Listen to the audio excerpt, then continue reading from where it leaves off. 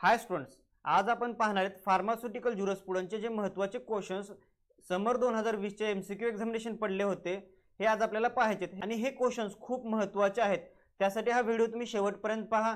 या व्हिडिओमध्ये आपण 10 क्वेश्चन सॉल्व्ह करणार आहेत जे की खूप महत्त्वाचे क्वेश्चन्स आहेत. मी आणखी एकदा रिपीट सांगतो, हे खूप महत्त्वाचे क्वेश्चन्स आहेत, तुम्ही पाहून घ्या. पहा, पहिला क्वेश्चन काय, प्रोहिबिशन ऑफ मॅन्युफॅक्चर, सेल और distribute of a drug and cosmetics. म्हणजे कोणत्या ड्रग आणि कॉस्मेटिकला प्रोहिबिट केलेला आहे सेल आणि डिस्ट्रीब्युशनसाठी त्यांनी विचारलेलं आहे. आपण ऑप्शन्स पाहू त्याचे. पहा, any drug which is a standard of quality, any drug or cosmetic containing ingredient which is of safe use, any drug which is not a standard quality, adulterated or misbranded, any drug imported. आता question समजून घ्या, answer खूप सोपं आहे. पहा, prohibition of manufacturing, sale or distribution of drug and cosmetic. त्यांनी म्हटले कुठे प्रोहिबिट केलं जातं मॅन्युफॅक्चरिंग, सेल आणि डिस्ट्रीब्युशन ऑफ ड्रग आणि कॉस्मेटिक, कशाला प्रोहिबिट केलं जातं. पहा, पहिलं काय दिलं, any drug which is of standard quality. Standard क्वालिटीच्या ड्रगला प्रोहिबिट केलं जाऊ शकतं का? नाही, ते उत्तर असू शकत नाही. दुसरं पहा, any drug or cosmetic containing ingredient which is safe for use. जो कॉस्मेटिक आणि ड्रग इन्ग्रेडियंट सेफ असणारे वापरले जातात त्याच्यामध्ये त्याला प्रोहिबिट केलं जाते का? नाही केलं जाऊ शकत. तिसरा पॉइंट पहा, any drug which is not a standard quality, adulterated or मिसब्रँडेड. जो ड्रग स्टँडर्ड क्वालिटीचा नाहीये, अडल्ट्रेटेड आहे आणि मिसब्रँडेड आहे, अशा ड्रगला प्रोहिबिट केलं जाऊ शकतं. म्हणजे त्याचा आन्सर 3 नंबरचं सीचं येऊ शकतं. चौथा पो, any drug imported. Imported drug पण वापरले जातात, प्रोहिबिट केलं जात नाही. मग ह्याच्यात आन्सर काय हो? सी नंबरचा आन्सर आहे. पहा, any drug which is not of a standard quality, adulterated or मिसब्रँडेड drug, हे याचं करेक्ट आन्सर असेल. आता पाहू आपण 2 नंबरचं काय आहे. 2 नंबरचा क्वेश्चन पहा, the substances of iliac traffic in narcotic drug and सायकोट्रोपिक is सप्लिमेंटेड to this act. The substances of iliac traffic means iliac traffic आणि नार्कोटिक ड्रग आणि कॉस्मेटिक ऍक्ट जो आहे त्याला सप्लिमेंट इलिक ट्रॅफिक ऍक्ट कधी देण्यात आला, हे कधी देण्यात आलं विचारले त्यांनी. ऑर्डिनन्स 1989, ऑर्डिनन्स 1978, ऑर्डिनन्स 1988 आणि 1976 अमेंडमेंट. याचं करेक्ट आन्सर असणार आहे ऑर्डिनन्स 1988 मध्ये इलिक ट्रॅफिक नार्कोटिक ड्रगला सबस्टन्स देण्यात आला. मीन्स तो ऍक्ट सप्लिमेंट म्हणून देण्यात आला. कधी हो? 1988 मध्ये. 3 नंबरचा पहा क्वेश्चन काय आहे, खूप महत्वाचा क्वेश्चन आहे हा. आणि मी जो डिस्क्रिप्शनचा पार्ट सांगितला होता, मी सांगितलं होतं जे महत्वाचे बीट सांगितले होते त्यामध्ये मी याची डेफिनेशन सांगितली होती. पहा, medicinal preparation which are considered capable of being misused as a ordinary alcoholic beverage. पहा, जे मेडिसिनल प्रिपरेशन आहेत ते कॅपेबल आहेत, कन्सिडर केलं जातं, त्याचा मिसयूज होऊ शकतो as a ordinary alcoholic beverage. Means alcoholic beverage म्हणून त्याचा मिसयूज होऊ शकतो. अशा मेडिकामेंटला प्रिपरेशनला काय म्हणतात हे विचारले त्याने. बघा, substandard preparation, restricted preparation, standard preparation आणि अनरिस्ट्रिक्टेड प्रिपरेशन. याच्यामध्ये पहा, ज्या प्रिपरेशनचा मिसयूज होऊ शकतो त्याला रिस्ट्रिक्ट केलं जातं, बंधन दिलं जातं. बरोबर आहे. ज्याचा की तुम्ही मिसयूज करू शकता त्याला काय केलं जातं? बंधन दिलं जातं, रिस्ट्रिक्ट केलं जातं. मग याचा ॲक्युरेट आन्सर काय असेल? Restricted preparation. काय असेल? Restricted preparation. बी याचं ॲक्युरेट आन्सर आहे, लक्षात ठेवा. आता पाहू आपण 4 नंबरचा क्वेश्चन. पहा, pharmacy act 1948 provides the constitution under section dash dash by the chapter first by the. आता यांनी काय विचारलं का? फार्मसी ऍक्ट 1948 प्रोव्हाइड करते कॉन्स्टिट्यूशन करायचं, कशाचं? फार्मसी काउन्सिलचं कॉन्स्टिट्यूशन करायचं. फार्मसी ऍक्ट 1948 प्रोव्हाइड करते कशाच्या अंडर विचारले त्यांनी. पहा, आणि कोणत्या चॅप्टरच्या अंडर. पहा, 2 central government, 3 state government, 3 central government आणि 4 स्टेट गव्हर्नमेंट. याचं ॲक्युरेट उत्तर आहे chapter 3 by central government. Pharmacy act 1948 provide करतो कॉन्स्टिट्यूशन फार्मसी काउन्सिल ऑफ इंडियाचं करण्याचं कोणत्या चॅप्टर मध्ये हो? चॅप्टर 1 मध्ये. कोणत्या सेक्शन मध्ये? 3ऱ्या सेक्शन मध्ये. By central government. By central government, हे लक्षात ठेवा. आता पाहू आपण 5 नंबरचा क्वेश्चन. पहा, declaration of approval of institution published in. जे आपले फार्मसीचे इन्स्टिट्यूट आहेत त्यांना डिक्लेअर केलं जातं दिस इन्स्टिट्यूट इज अप्रुव्हड म्हणून. तर ते अप्रुव्हड कशामध्ये पब्लिश केलं जातं त्यांनी विचारले. पहा, newsletter, newspaper, official register and official gadget.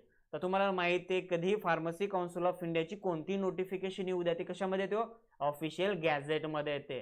त्यामुळे जेव्हा डिक्लेअर केलं जातं इन्स्टिट्यूशन हा काय झाला आहे?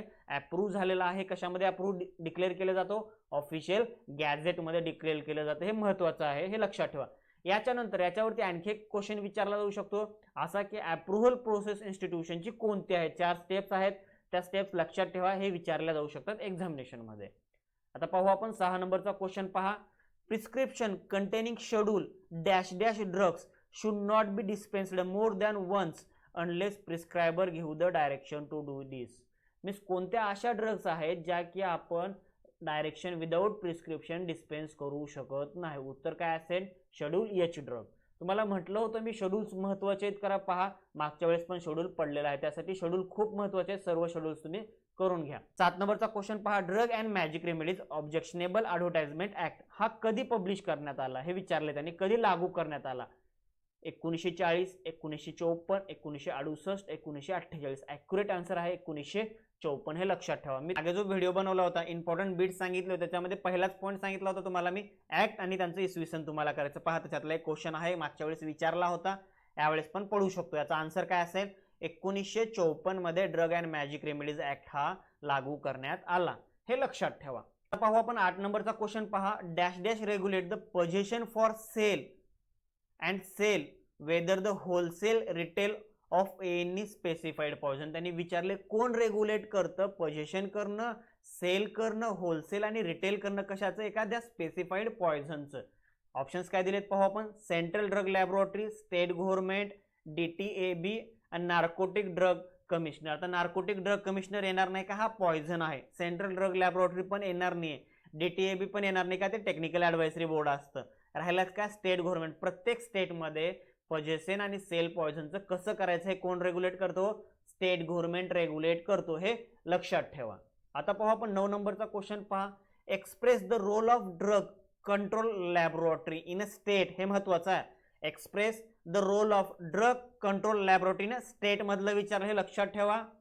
Sample send by chemist should be tested, sample send by manufacturer should be tested, sample send by drug inspector are analyzed, sample send by custom. आता accurate answer पाहू आपण. पहा role of drug control laboratory म्हटले. Drug control laboratory कोणासाठी काम करेल? Normally केमिस्टसाठी काम करणार का? नाही. कस्टमरसाठी काम करणार का? नाही. मॅन्युफॅक्चररसाठी काम करणार का? नाही. मग ॲथॉराइज्ड पर्सन कोण असणार आहे? गव्हर्नमेंटने ठरवून दिलेला. मेडिकामेंटसाठी आपल्याला माहिती आहे कोण असतो? Drug inspector. कोण असतो? Drug inspector. त्यासाठी इथे लक्षात ठेवायचं गव्हर्नमेंटचा पर्सन कोण दिसतो याच्यामध्ये? Drug inspector. मग गव्हर्नमेंटची लॅबोरेटरी कोणाचं काम करणार? गव्हर्नमेंटच्या पर्सनचं. इन शॉर्ट आपल्या ट्रिकसाठी लक्षात ठेवायचं आहे. कोण करणार? गव्हर्नमेंटचा पर्सन. कोण आहे? Drug inspector. ॲक्युरेट आन्सर पाहायचं. Express the role of drug control laboratory in स्टेटचं रोल काय आहे? जे ड्रग्स इन्स्पेक्टर अनालाइज सॅम्पल पाठवतो ते अनालाइज करणे. याचा ॲक्युरेट आन्सर काय आहे पहा.